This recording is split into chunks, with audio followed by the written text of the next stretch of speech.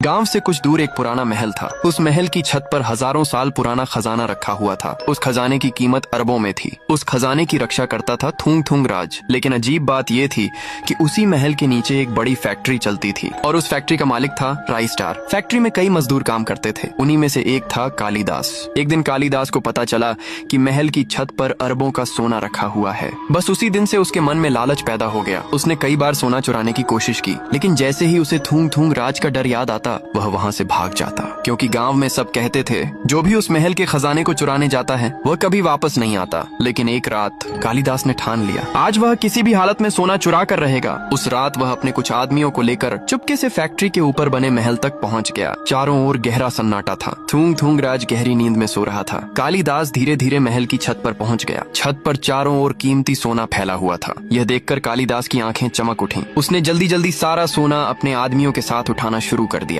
कुछ ही देर में उन्होंने छत पर रखा सारा सोना उठा लिया। फिर वे रात के अंधेरे में वहाँ से भाग गए और उस सोने को एक गुप्त गुफा में छुपा दिया। अगली सुबह जैसे ही थुंग थुंग राज की नींद खुली वह महल की छत पर गया, लेकिन वहाँ का नजारा देखकर वह हैरान रह गया। छत पर रखा सारा सोना गायब था। उसकी आंखें गुस्से से लाल हो गईं। वह जोर से गरजा, राइस्टार, मैं तुझे नहीं छोड़ूंगा। इधर राइस्टार को भी सोना चोरी होने की खबर मिल गई। वह भी हैरान था। उसे समझ नहीं आ रहा था कि इतनी बड़ी चोरी आखिर किसने की। उसी रात थुंग थुंग राज अपनी रहस्यमयी शक्ति से पिछली रात की सच्चाई देखने लगा। कुछ ही पल बाद उसे सच्चाई पता चल गई। उसने गुस्से से कहा, कालिदास, अब तू मुझसे नहीं बचेगा। अब आगे क्या होगा? क्या थुंग थुंग राज कालिदास को पकड़ पाएगा और क्या वह अपना अरबों का सोना वापस ले पाएगा? इस कहानी का पार्ट 2 जल्द आने वाला है।